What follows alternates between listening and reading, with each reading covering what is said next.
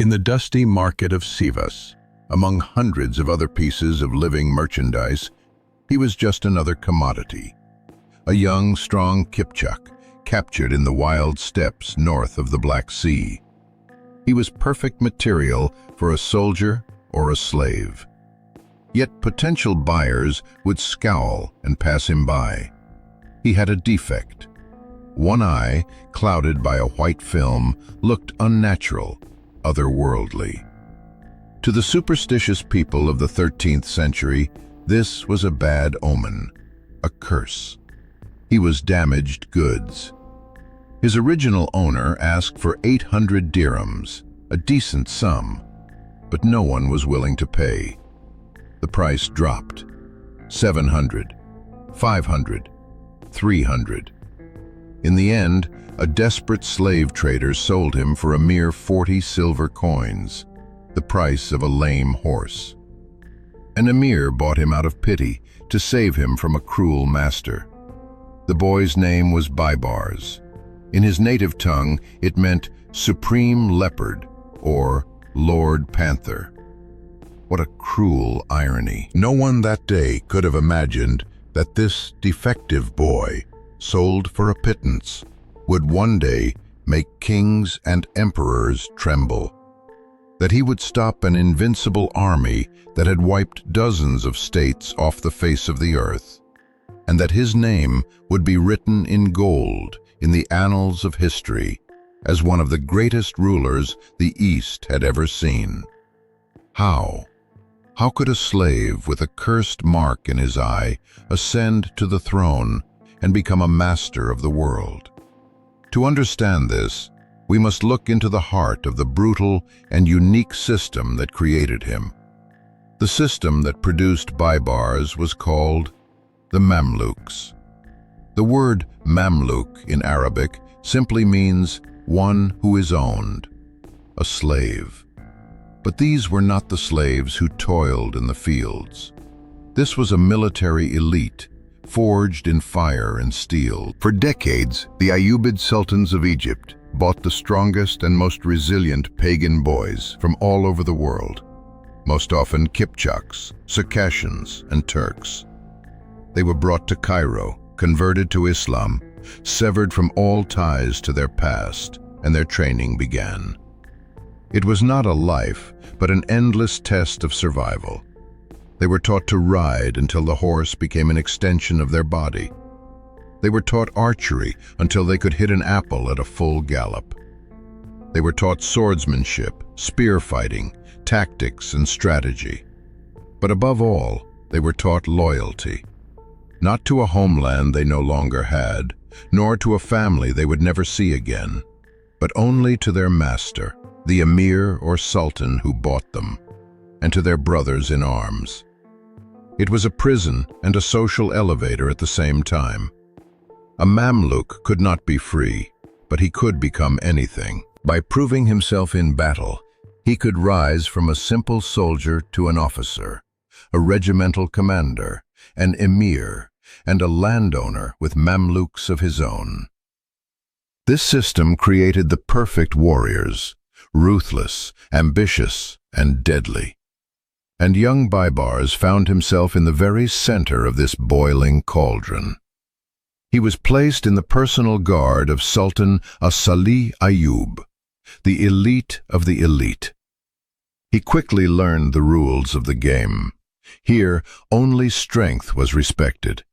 He was taller, faster, and fiercer than the others.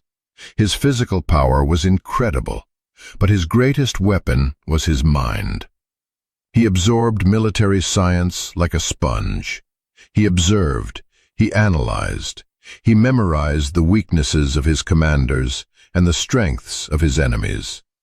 His ambition was limitless. He didn't want to be just a soldier. He wanted to be the first. And soon, fate gave him a chance to show his worth. A chance that came from the west, under banners bearing the cross. In the year 1249, the largest fleet the Nile had ever seen approached the shores of Egypt. Over 1,500 ships carried an army of 25,000 elite warriors, led by King Louis IX of France. This was the Seventh Crusade. Its goal was simple: to wipe Muslim Egypt from the face of the earth. The European knights, encased in heavy armor, were considered an unstoppable force. The charge of their heavy cavalry could break any line. King Louis himself was a model of piety and fanatical faith. He had no doubt of his victory. For Egypt, the timing could not have been worse. Sultan as-Salih, Baybars' master, was on his deathbed. He could not even sit on a horse and had to be carried on a litter. The country's leadership was faltering, and the emirs were weaving webs of intrigue. It seemed the state was on the verge of collapsing at the first blow. The Crusaders landed and immediately captured the port city of Damietta. Panic gripped Cairo, but not the Mamluks. For them, this was not the end of the world, but an opportunity. A chance to prove themselves, to rise, to gain glory. And for Baybars, this was the chance of a lifetime. As the Egyptian army retreated in chaos, Emir Fakhr al-Din took command of the Mamluk corps. Baybars, who had already distinguished himself as a brilliant tactician, became his right-hand man. He was entrusted with developing the plan to defend the fortress of Al-Mansurah, the last bastion on the Crusaders' path to the capital. And Baybars prepared a trap. On February 8, 1250, the Crusader vanguard, commanded by the king's hot-headed brother, Robert of Artois, forded the river and stormed the Egyptian camp. The easy victory went to his head. Disobeying orders, he decided to pursue the retreating Mamluks and charge straight into the city. The knights, drunk on success, galloped through the narrow streets of Al-Mansurah, slashing left and right. They didn't notice the gates closing behind them. They didn't see the thousands of warriors appearing on the rooftops and in the alleyways. It was a trap, and it had just sprung shut. At Baybars' signal, all hell broke loose on the knights. From the roofs, stones, pots of boiling oil, and Greek fire rained down. The streets were barricaded. The heavy, clumsy cavalry became helpless targets in the city's labyrinth. A massacre began. Within hours, the entire Crusader vanguard, including the king's brother and hundreds of English and French knights, was completely annihilated. This was not just a battle. It was the triumph of tactics over brute force. Baybars, the slave from the steppes, had outplayed the noblest aristocrats of Europe. He proved that on the battlefield, intelligence and cunning are worth more than any armor. This victory transformed him from a mere commander into a living legend. Stories of such dizzying ascents, where a man from nowhere changes the course of history, are why we created this channel. The fate of Baybars is just one of dozens of examples of how a single, unbreakable will can shatter entire empires. To ensure you don't miss the continuation of this story and learn about other titans whose deeds have been unjustly forgotten, make sure you are subscribed. Each new biography will be even more captivating. But the battle for Egypt was not yet over. King Louis's main army stood at the city walls, and he was thirsty for revenge. But now, the fortress's defenders had a hero who inspired them with hope. A man with an eye, the color of a winter sky. He was just beginning his game, and the victory over the Crusaders was merely his opening move. His next blow would not be against foreign enemies, but against his own masters. A bloody coup was already inevitable, and Baybars would find himself just one step away from the throne he was destined to take by right of strength. The victory in the narrow streets of Al-Mansurah was only the beginning. The main Crusader army enraged and thirsting for revenge, still stood at the city walls. King Louis IX had no intention of retreating. He believed God was on his side, a faith that blinded him to the impending disaster. A grueling siege began, but Baybars was not one to sit behind walls. Alongside other Mamluk emirs, he turned the Crusaders' lives into a living hell. His units launched daring night raids, burning siege engines and killing sentries. The Mamluks' light cavalry intercepted all supply routes. Ships carrying provisions for the Christians on the Nile were captured one after another. Famine broke out in the Crusader camp, followed by disease. Typhus and scurvy cut down the knights more effectively than any sword. The great army that had set out to conquer the East was slowly rotting alive in the swamps of the Nile Delta. At this critical moment, Sultan As-Salih died. The ruler of Egypt passed away, leaving the country leaderless in the face of a mortal threat. This should have been the end. News of the Sultan's death could have shattered the army's morale and led to a total collapse. But then, a figure no less remarkable than Baybars stepped onto the stage. The Sultan's wife, Shajar al-Dur. A former slave concubine, she possessed an iron will and a sharp mind. Realizing that panic would destroy them all, she did the unthinkable. She concealed her husband's death. Together with the chief emir, she continued to issue orders in the name of the deceased sultan. Food was still brought to his tent, and documents emerged with his forged signature. All of Egypt, the entire army, and most importantly, the enemy, continued to believe the Sultan was alive and leading the defense. It was a deception of epic proportions that saved the country. Meanwhile, the sole heir, the Sultan's son, Turan Shah, was hundreds of miles away in Mesopotamia. Messengers were already racing to him with the news that the throne awaited. While Shajar al-Dur bought time, the Mamluks did their work. By April 1250, the Crusader army was a mere shadow of its former self. King Louis, finally realizing the depth of the abyss he was in, ordered a retreat to Damietta. But it was too late. Baybars had been waiting for this moment. As soon as the exhausted Christian army began to move, the Mamluks struck. It was no longer a battle. It was a slaughter.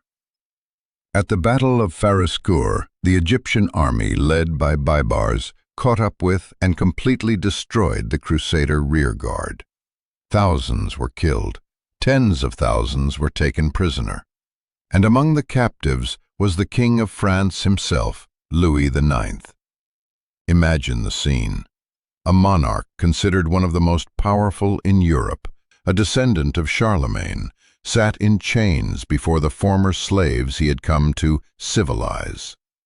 This was not just a military defeat, it was a total humiliation. The entire crusade, the pride of the Christian world, had ended in disgrace. Baybars and his Mamluk brothers had become the saviors of Egypt. They had done what seemed impossible, and now they awaited their reward. Just at that moment, at the peak of their triumph, the new Sultan, Turan Shah, arrived in Cairo. He was young, arrogant, and completely detached from reality. He had not come to rule, but to enjoy the power that others had won for him. His first and fatal mistake was his contempt for the Mamluks. He saw them not as heroes, but merely as slaves, dangerous, overly influential slaves who needed to be put in their place. He began distributing all key positions to his personal favorites who had arrived with him from Mesopotamia. He publicly humiliated the Mamluk emirs, threatened them, and demanded an account for every dinar spent. Power is a poison that tastes sweet, but kills those who drink it too greedily. Turan Shah was intoxicated instantly. He even dared to threaten Shajar al-Dur, the woman who had saved the throne for him. Baybars and the other commanders watched with cold fury. They had shed their blood, saved the country, and captured a king, only to be kicked aside by an upstart who had not fought in a single battle. Their patience snapped. The Mamluks realized they would no longer serve sultans. They would become sultans themselves. A conspiracy formed overnight. On May 2nd, 1250, just a few months after his coronation, Turan Shah hosted a feast. In the midst of the celebration, a group of Mamluk emirs burst into the tent. At their head was Baybars. Seeing death in their eyes, the Sultan leaped up in terror. An emir struck him with a sword, only wounding his hand. Bleeding, Turan Shah fled the tent and took refuge in a wooden tower by the river. The Mamluks surrounded it and set it on fire. When the flames became unbearable, the Sultan ran out and threw himself into the Nile, begging for mercy. But there was no mercy. Baybars jumped into the water after him. Historians differ on who delivered the final blow, but they all agree on one thing. Baybars was at the center of the bloody reprisal. The Ayyubid dynasty, founded by the great Saladin, came to an end in the murky waters of the Nile. A deafening silence fell over Egypt. The foreign enemy was defeated. The ruling dynasty was destroyed. The Mamluks, former slaves, were now the absolute masters of the country. But this victory created a new, far more complex question. Who would rule now? The throne was empty. Power lay on the ground, ready for anyone bold enough to seize it. And in this new, deadly game for absolute authority, Baybars would have to face enemies far more dangerous than French knights. He would have to fight his own brothers. The throne was empty, but it did not remain so for long. Power, especially when won by blood, abhors a vacuum. The Mamluks, yesterday's slaves and today's regicides, faced a problem that could not be solved with a sword. They knew how to fight, but not how to rule. They possessed no legitimate authority. In the eyes of the world, they were just a band of assassins who had seized a palace. So they made a decision that shocked the entire Islamic world. They placed a woman on the throne, Shajar al-Dur, the late Sultan's widow, who had saved Egypt with her cool-headed deception. She became the first and only female sultan in the history of Muslim Egypt. Coins were minted in her name, and prayers in mosques were offered in her honor. It was a brilliant and desperate move, lending their rule a shadow of legitimacy. But it could not last. A scathing and humiliating letter arrived from the Caliph in Baghdad, the spiritual leader of all Muslims. The insult hit its mark. The Mamluk emirs realized they needed a man on the throne, at least formally. Shajar al-Dur made her next move. She chose one of the emirs, Aybak, married him, and then abdicated in his favor. Thus, Aybak, an unremarkable mid-ranking Mamluk, became the first Mamluk Sultan of Egypt. But everyone knew who truly held the power. It wasn't Aybak, nor was it his cunning wife. The real strength lay with the Mamluk elite, the so-called Bahris, the guards, quartered on an island in the Nile. These were the wolves who had torn apart the Crusader army and drowned the last sultan. Their informal leader was Baybars, and their official commander was an emir named Aktai. It was Aktai who acted like the true ruler. He lived in the most luxurious palace, hosted lavish receptions, and his word was law. Sultan Aybak seemed like a pale, puppet-like shadow beside him. And Aybak knew it. Every day he felt the icy breath on his neck of those who were stronger, more popular, and more deserving of the throne than he was. A quiet, behind-the-scenes war began between Sultan Aybak and Emir Aktai, a war of glances, intrigues, and secret alliances. Baybars and his comrades, of course, sided with Aktai. They despised Aybak, considering him a cowardly upstart. They were confident in their undeniable strength. They were wrong. They underestimated the fear and cunning of a weak man endowed with absolute power. Aybak realized he could not defeat the Baris in open conflict. He decided to act like a spider, weaving his web. He began to align himself with another influential Mamluk, Qutuz. Together, they devised a simple and brutal plan: to cut off the snake's head, and the body would die. One day, Sultan Aybak invited Aktai to the citadel, supposedly for a council. Aktai, suspecting nothing, entered the palace alone. The gates closed behind him. They were waiting. In the throne room, the Sultan's guards, led by Qutuz, ambushed him. Aktai was one of the best warriors of his time and fought desperately, but the odds were against him. He was killed at the foot of the throne. Then, something chilling happened. To show everyone who was now master in Egypt, Aybak ordered Aktai's severed head to be thrown from the fortress wall down to the feet of his Bahri comrades waiting for their commander at the gates. Baybars was in that crowd. He saw everything. He saw the head of his friend and commander rolling in the dust. In that moment, he understood. This was not just a murder. It was a declaration of war, and he was next on the list. Aybak would not stop until he had destroyed every last Bahri. The choice was simple: wait to be killed or flee. That same night, Baybars and 700 of his most loyal Mamluks, the elite of the Egyptian army, mounted their horses and fled Cairo. They left the city they had defended, becoming exiles in the land where they should have been heroes. Baybars was on the run. The panther, cast out from his own pride, vanished into the desert. But not to die. He would return one day to take what was his by right. Years of wandering began. He spent 7 long years in exile, serving various rulers in Syria and Palestine. He was a mercenary, a general without an army, a guest feared by his own hosts. He honed his skills as a commander in skirmishes and major battles, studying his enemies and future allies. He waited. Meanwhile, in the Far East, in the steppes of Mongolia, a storm was gathering, the likes of which humanity had never seen.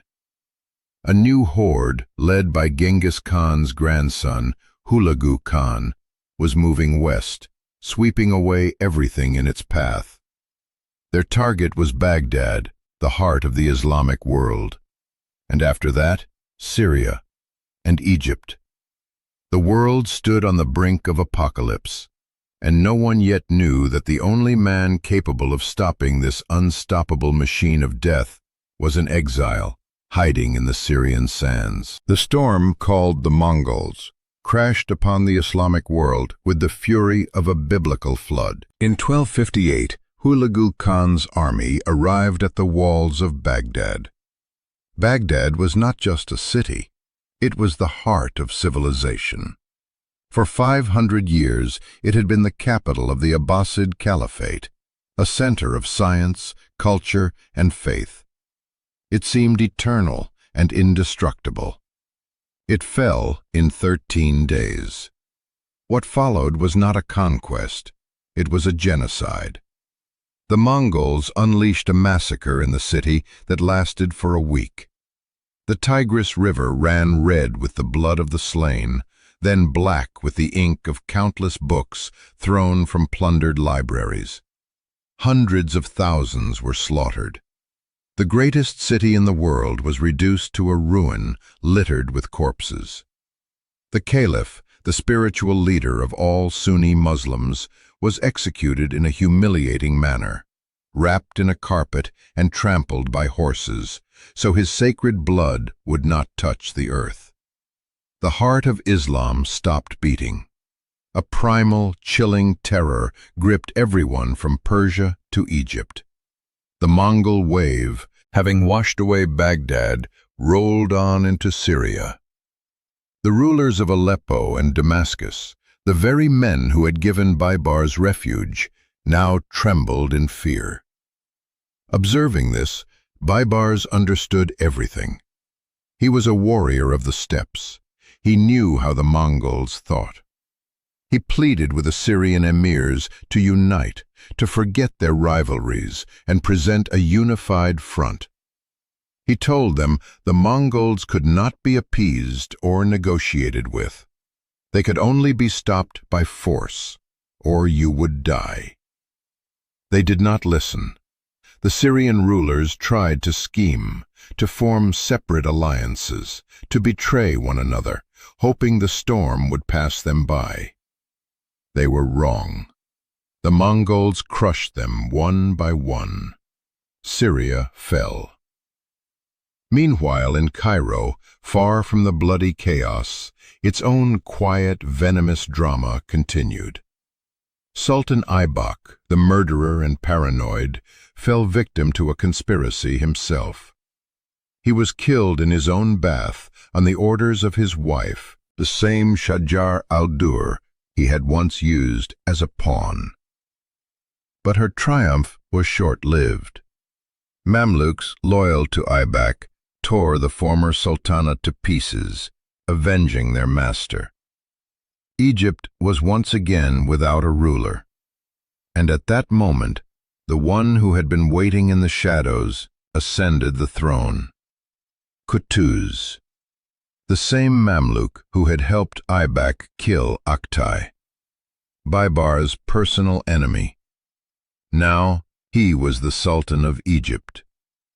Qutuz was intelligent and ruthless, and unlike the Syrians, he understood perfectly that the Mongol locusts were at his doorstep. Egypt was the last bastion of Islam in the Middle East, the final stronghold standing in Hulagu's path. If Cairo fell, everything would fall. Then envoys from Hulagu Khan arrived in Cairo. 4 Mongols with arrogant faces, bearing an ultimatum. The text of that letter has gone down in history as a model of chilling menace. Qutuz convened a war council. The emirs were in a panic. Many suggested surrender. Resistance seemed like madness. No one, no army in the world, had ever managed to stop the Mongols in an open field. They were invincible. And then Qutuz understood. He had an army, but he did not have a general equal to this threat. Or rather, he did. But that general was his mortal enemy. Sultan Qutuz faced an impossible choice. To save Egypt, he had to summon back the man who wanted him dead. He had to entrust his life and the fate of his kingdom to Baybars. And he made that choice. He sent Baybars a letter, not just inviting him to return, but swearing on his life that he would do him no harm. He promised him lands, honors, and the title of Supreme Commander. Baybars received the letter. He didn't believe a single word from Qutuz. He knew that as soon as the Mongol threat was gone, Qutuz's knife would be in his back. But he also knew that if the Mongols took Egypt, there would be no one left to take revenge on, and nothing to fight for. Their entire world would simply cease to exist. And he agreed. His return to Cairo was tense. 2 mortal enemies met face to face, the Sultan and the exile. They looked at each other, and each saw in the other's eyes his own potential demise. But they formed an alliance, a fragile, temporary alliance in the face of the apocalypse. Baybars and his battle-hardened Bari veterans rejoined the ranks of the Egyptian army. Now that the army was united, Qutuz had to give his answer to the Mongol envoys. And he gave it. Without words, he ordered all 4 of them to be executed. Their bodies, cut in half, were hung on the main gates of Cairo. It was an act of unimaginable audacity. It was not just a refusal. It was an insult the Mongols never forgave. The bridges were burned. There was no turning back. War had been declared, and its outcome would decide the fate of the world. The Mamluk army marched out of Cairo. This was no parade. It was a march to doom. Tens of thousands of warriors moved north, into Palestine, toward their possible end. Every one of them knew what the Mongols were. They were not just men. In the 13th century mind, they were a force of nature, God's wrath, a human swarm that could not be stopped. And they were walking straight into the jaws of this force. Sultan Qutuz led the main army. At the head of the vanguard, like the tip of a spear, rode Baybars. He was given the most dangerous task, to find the enemy, assess their strength, and absorb the first blow. In Palestine, near Gaza, they first clashed with a Mongol reconnaissance force. This was the moment of truth. The entire army held its breath, watching as Baybars' vanguard engaged the invincible foe. And Baybars did not just meet them, he attacked. He fell upon the Mongol detachment with such fury and speed that he swept them aside before they could react. It was a small victory, a minor skirmish, but its psychological effect was colossal. The entire Egyptian army saw it. The Mongols were not demons. They were flesh and blood. They fell from their horses, they died, and they could be beaten. Fear began to give way to fury. Baybars continued to lead his vanguard forward, deep into enemy territory, constantly harassing the Mongols, attacking their patrols, giving them no rest. He was like a man taunting a giant beast, forcing it to chase him. He was leading them to a place he himself had chosen for the decisive battle, a valley called Ain Jalut. Ain Jalut, in Arabic, the Spring of Goliath. Legend held that it was here the young David had once defeated the Philistine giant. The location was not chosen by chance. It was a narrow valley surrounded by wooded hills, a perfect trap. On September 3, 1260, the two armies met. The Mongol army was commanded by a Nestorian Christian, Hulagu's best general, Kitbuka Noyan. He was an experienced and incredibly self-confident commander who despised the Mamluks. In their entire history of conquest, the Mongols had never lost a battle in the open field. He had no doubt today would be the same. Qutuz hid the bulk of his army in the hills surrounding the valley, leaving only the vanguard visible. It was commanded by Baybars. The plan was as simple as it was brilliant and mortally dangerous. Baybars was to provoke a Mongol attack, withstand the first terrifying charge, and then run. He would feign a panicked retreat, luring the entire Mongol army deep into the valley, straight into the ambush. The slightest mistake, and the feigned retreat would become real. The Mongol cavalry would simply sweep over them and cut them down one by one. Everything depended on the discipline, composure, and acting skills of Baybars and his men. The battle began. Kitbuka, seeing only a paltry handful of Mamluks before him, ordered an all-out charge. With a roar from thousands of throats and the thunder of hooves, The Mongol avalanche surged forward. They crashed into Baybars' unit. Hell began. The Mamluks fought with the desperation of doomed men, but step by step, under monstrous pressure, they began to fall back. Then, at the right moment, Baybars gave the order. The retreat turned into a rout. His warriors turned and fled deeper into the valley. Kitbuka swallowed the bait. Drunk on his easy victory, he ordered his entire army to pursue the fugitives. He wanted to annihilate them to the last man. The Mongol army, breaking formation, streamed into the valley in pursuit, like water into a bottleneck. They chased the fleeing Mamluks, not noticing the hills on either side coming to life. And then the trap snapped shut. At Kutuz's signal, fresh Mamluk forces charged down from the wooded slopes on three sides. The roar of war horns and the thunder of drums merged into one deafening sound. For the Mongols, it was a complete surprise. In an instant, the hunters became the hunted. Their formation was broken. They were caught in a cauldron.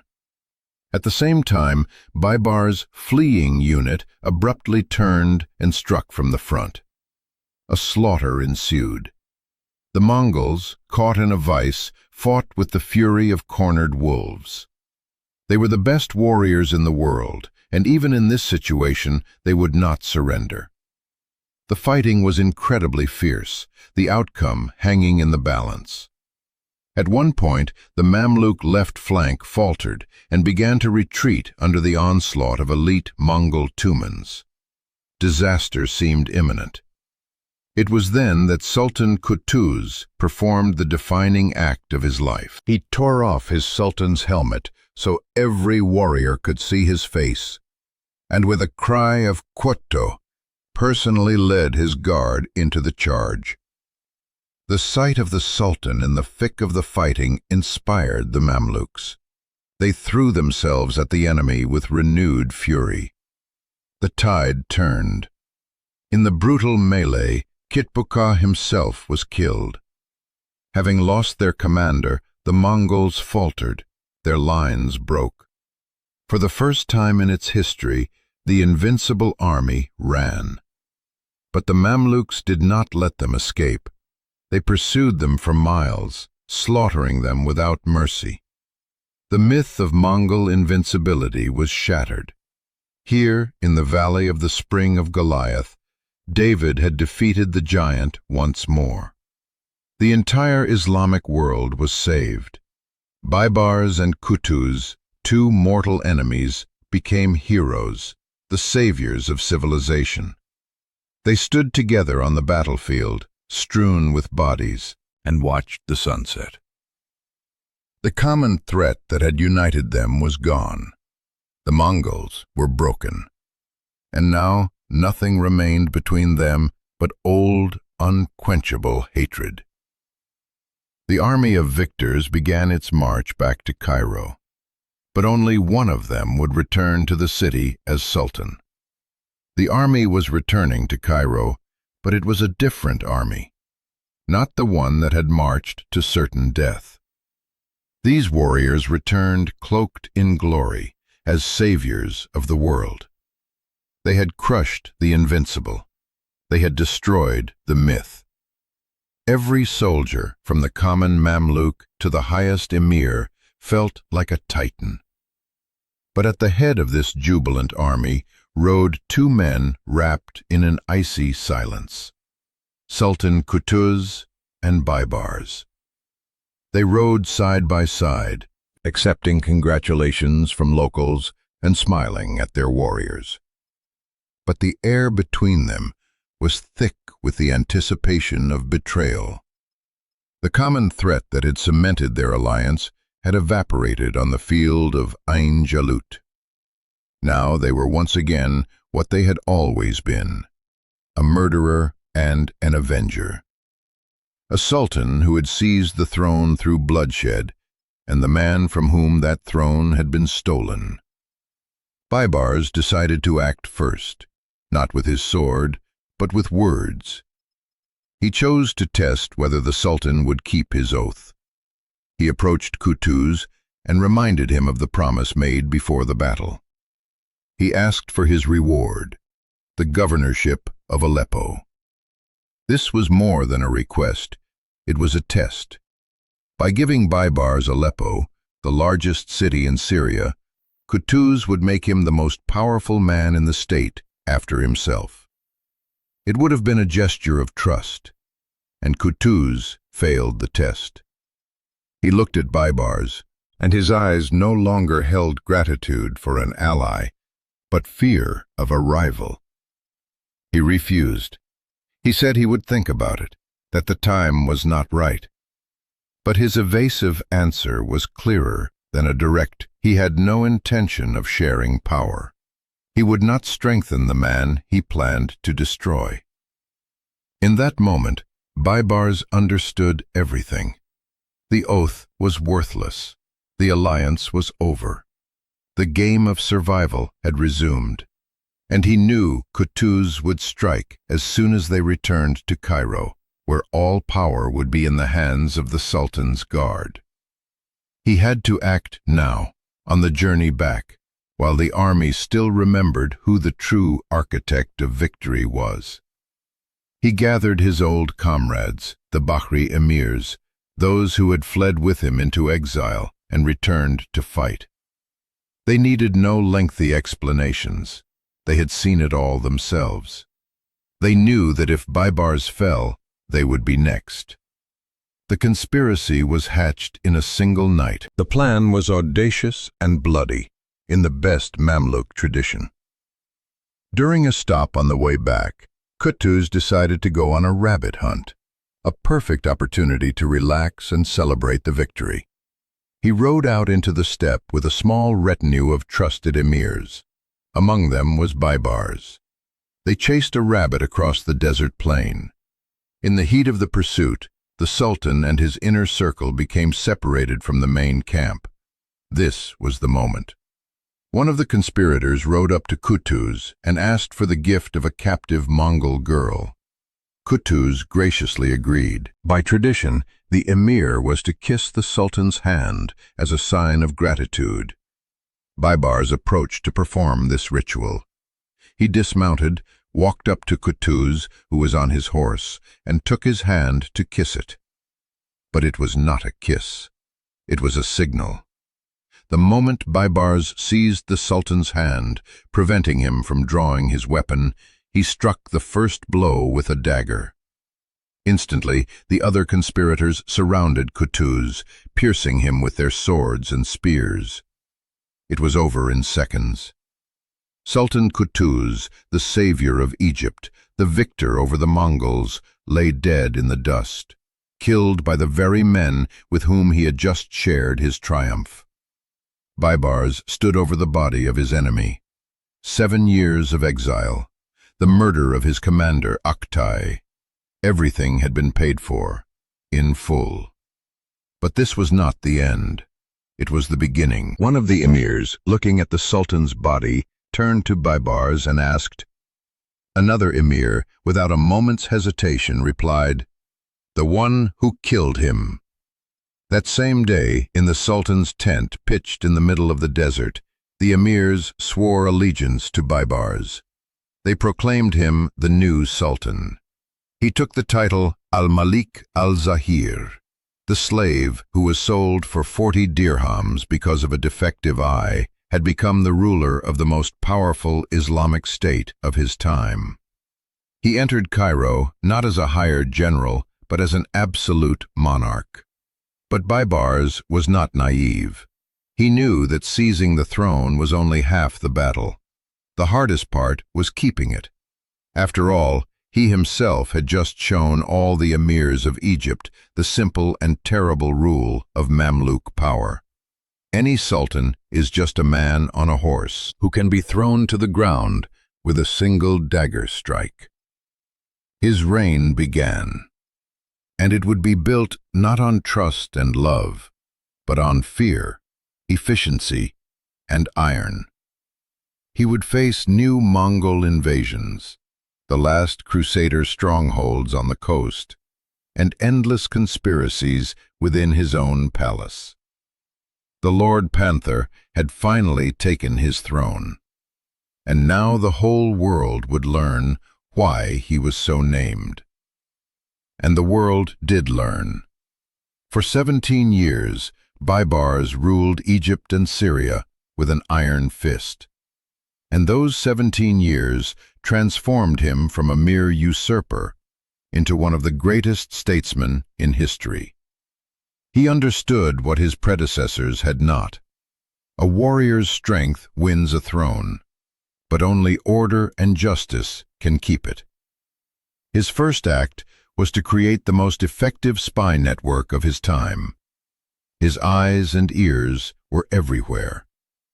No emir in Cairo could be sure that his servant, wife, or best friend was not an agent of the Sultan. The slightest whisper of a plot, any careless word, was instantly reported to Baybars, and punishment was swift and merciless. Conspirators were not simply executed. They were annihilated in a way that made the very thought of treason inspire primal terror. He who had come to power through assassination made it impossible for anyone to assassinate him. Simultaneously, he launched a grand construction program. He rebuilt fortresses, constructed bridges, and dug canals. He established a pigeon post system and the barid, an express courier service on fast horses that could deliver a message from Cairo to Damascus in 4 days. This system not only connected the empire, but also served his spy network. He then made a political move of unparalleled genius. Baghdad had fallen. The caliph had been killed. The Islamic world was decapitated. Baybars found a scion of the Abbasid dynasty who had miraculously survived, brought him to Cairo, and proclaimed him the new caliph. It was a fiction. The new caliph had no real power. He was an honored prisoner in the palace. But to the world, Baybars was now not just a sultan. He was the defender of the faith, the guardian of legitimate authority. He gave Islam a new spiritual leader, and that leader lived under his protection and was completely dependent on him. It was a masterstroke that legitimized his rule in the eyes of all Muslims. With his rear secured, he turned his gaze to his external enemies. He forgot no one. His first targets were the Crusaders. Their coastal kingdoms were a thorn in the side of his empire. Baybars did not rush them in one great battle. He acted methodically, like a surgeon excising a tumor. Year after year, he took their castles one by one. He captured Arsuf, Caesarea, and Jaffa. In 1268, he stormed Antioch, one of the greatest cities of the Christian East, and carried out such a massacre that the name Baybars became synonymous with terror in Europe. His crowning achievement was the Siege of Crac des Chevaliers. It was the most impregnable fortress ever built by the Crusaders, considered eternal. Baybars took it in 1 month, using military cunning and powerful siege engines. He systematically erased the legacy of the Crusades from the face of the earth. Then he turned to face the Mongols again. They had not forgiven him for Ain Jalut. They raided Syria, and Baybars repelled them time and again. But defense was not his style. In 1277, he did the unthinkable. He gathered an army and invaded the Mongol Ilkhanate's territory in Anatolia. At the Battle of Elbistan, he faced an army twice the size of his own and utterly crushed it. He proved that Ain Jalut was no accident. He was the Mongols' nightmare, their eternal curse. He was everywhere. In a single year, he could be fighting Mongols in Turkey, besieging a Crusader castle in Palestine, and suppressing a rebellion in Nubia to the south of Egypt. It seemed he never slept. He personally inspected troops, checked the treasury, and administered justice. He banned alcohol and hashish in Egypt, imposing order with an iron will. To the common people, he was a just and strong ruler. To his emirs, a dangerous and unpredictable tyrant. To his enemies, the devil himself. He lived his life on a knife's edge, in a perpetual war with the entire world. And death did not find him on the battlefield. It came to him, as it often does to those who live by intrigue, with poison. In the summer of 1277, after his triumphant campaign in Anatolia, he was in Damascus. During a feast, he offered a cup of poisoned kumis to a Syrian emir he suspected of treason. What happened next is debated by historians to this day. Perhaps the emir, guessing the trap, managed to switch the cups. Perhaps in the chaos of the feast, Baybars simply mixed them up. Or perhaps someone had poisoned the drink intended for both of them. But it was he, the Sultan, who drank the fatal dose. He died in terrible agony over 13 days. The man who had survived slavery, dozens of battles, and hundreds of conspiracies was struck down by poison from a cup he may have prepared himself. The Lord Panther, the greatest predator of his age, fell victim to his own game. Thus ended an incredible life. A journey that began in a slave market, where no one would pay even 40 dirhams for him, concluded on the throne of an empire he had saved and forged anew. He was cruel, ruthless, and merciless, but he was also a brilliant general, a wise administrator, and the savior of his civilization. He stopped the apocalypse from the east and tore out the threat from the west by its roots. He inherited a fractured, dying state and left behind a mighty empire that would endure for another 2.5 centuries. He was proof that one man's will, his indomitable spirit, can be stronger than the dictates of fate, birthright, and an entire world that sought to break him. The slave who became a master of the world.